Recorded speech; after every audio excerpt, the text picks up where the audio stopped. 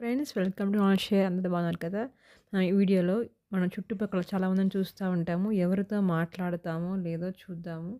మనం అర్థం చేసుకునే వాళ్ళకైతే మనం ఏదైనా ఒక మ్యాటర్ కానీ ఏదైనా చెప్పొచ్చు అనమాట.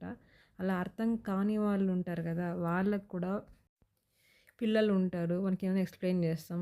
పెద్దవాళ్ళు ఎవరైనా సరే వాళ్ళు మన మాట వింటారు అనే నమ్మకం ఉన్నప్పుడు ఒకటి లేదా ఒక 4 ఉదాహరణలతో మనం వాళ్ళకి బోధించవచ్చనమాట. వాళ్ళు వింటారు అని అనుకుంటే. అలా కానీ ఎవరితో మాట్లాడలేము, చెప్పలేము. అది తెలుసుకుందాం ఇప్పుడు. ఎలా ఉంటారో మన చుట్టుపక్కల జనాలు చూద్దాం. వినడానికి వాళ్ళకు ఇష్టమే ఉండదనమాట. అలాగే చుట్టుపక్కల లేదా మనం సొంత వాళ్ళే బాధలో ఉన్నా గూడా వాళ్ళెట్లన్నా పోనీలే మనం బాగుండాం గదా, మనం సంతోషంగా ఉండాము. రేపు మనకు ఆ పరిస్థితి వస్తే ఏంది అనేది గూడా వాళ్ళు మర్చిపోతారు. కాలం గడిచిపోతుంది సరేలే అనుకుంటారు. ఇంకా కొంతమంది అహంకారులు, మూర్ఖులనమాట. వాళ్ళకి వాళ్ళ ఆలోచనే కరెక్ట్. అది అనుకునిందే కరెక్ట్. అలా ఉంటారు.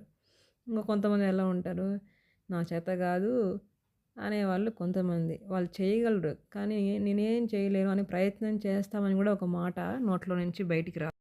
వారికి మంచి చేద్దామన్న ఆలోచన గూడా వాళ్ళకి రాదన్నమాట. మనసులోనే అట్లనే ఉంటాయి. ఎట్లున్నా తెలీదు, మేము చేయలేము అనేసేదేమాట. ఇంతకాలము జరిగిపోయిన వాటినే భూతకాలంలో బతుకుతా ఉంటారు. వాళ్ళు జరిగిపోయినటివే అట్లా, ఇట్లా అనుకుంటూనే ఉంటారు. వీళ్ళకి వర్తమానం గానీ, లేదా భవిష్యత్తు గానీ వాటి ఆలోచనే ఉండదు. ఆ శక్తే వాళ్ళు కోల్పోయి ఉంటారనమాట. అరే! ఏమిరా మనం ఇప్పుడు ఇట్లా చేస్తే రేపు ఎట్లుంటది? ఏమి? అనేది కూడా వాళ్ళకి అంత ఆలోచించే శక్తి కూడా ఉండదు. కోపమే ఆవేశం, ఆవేశంలో ఎన్నో అనర్థాలు జరిగిపోతాయి. మనమే ఏదైనా సరే 5 మంచి మాటలు ఏదో చెప్తాంలే అని ముందుకెళ్ళినా కూడా వాళ్ళకి నారాయణ, ఓం అని చెప్పినా కూడా ఆ మనిషికి ఎలా ఉంటది? అనుమానం అనమాట. అది ఎవరు ఆ మనిషి? ఎవరు ఆ మూడో వాళ్ళు అని చూస్తారనమాట. దారిలో ముల్లులుండాయి, గుచ్చుకుంటాయి. అలా వెళ్ళొద్దు. ఇంకొక దారిలో అక్కడ పాముంది ఎళ్ళొద్దు అని చెప్పినా కూడా వాళ్ళకి అర్థం కాదు. మనం ఏం చెప్పినా వాళ్ళు వినే పరిస్థితుల్లో అయితే ఉండరు.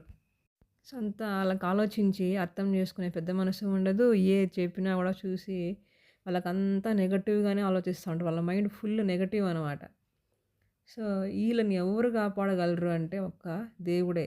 వాళ్ళకు జీవితం మనిషికి ఒక కర్మ ఉంటది. ఎంతవరకంటే వాళ్ళు ఆలోచించే విధానం మారేంత వరకు. సాటి మనిషిని మనిషిలా చూసి ఆ దేవుడు ఆ బుద్ధి ఎప్పుడు ఇస్తారో అంతవరకు అనుభవించాల్సిందే. ఎప్పుడైతే మారుతారో అప్పుడు సక్రమంగా జరుగుతాయి. అది. నచ్చింది గదా మీకు? సరే లైక్ చేయండి, షేర్ చేయండి. Thanks for watching.